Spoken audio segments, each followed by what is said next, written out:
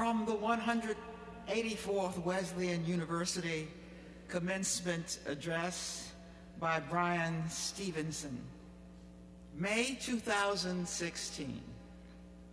I think we have to change the narrative about race in this country. As wonderful as things are today, it pains me to have to acknowledge that we are still not free in this country. We are burdened with our history of racial inequality. It hangs over us like a kind of smog. And this pollution is created by this history of racial inequality. We haven't dealt with it. We've got to change this narrative of racial difference that we have created. We live in a post-genocidal society. We're living on land where there was genocide. Before white settlers came, there were indigenous people on this continent, and we slaughtered them by the millions through famine and disease and war. And we haven't done the things you're supposed to do to recover as a post-genocidal society. That history of genocide made us tolerant of slavery. And the great evil of American slavery for me was not involuntary servitude. It was not forced labor. The great evil of American slavery was the narrative of racial difference that we crafted, and we didn't end it in the middle of the 19th century.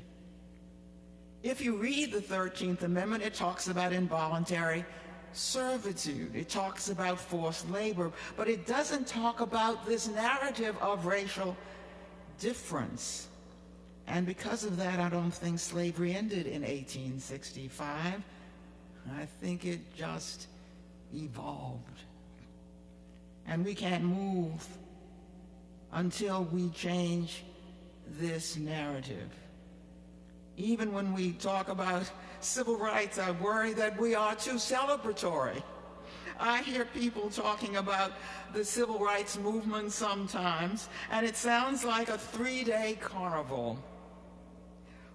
On day one, Rosa Parks didn't give up her seat on the bus. On day two, Dr. King led a march on Washington.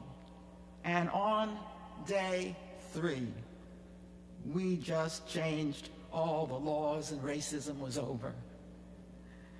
And it would be great if that could even be our history. But that's not our history. I want to urge you to find ways to stay hopeful. If your activism is not rooted in a hope of something, if your work is not rooted in a hope of something, then you've got to reorient. Hope is essential. Hope is what gets you to stand up when other people say, sit down. Hope is what gets you to speak when other people want you to be quiet. Your hope is vital.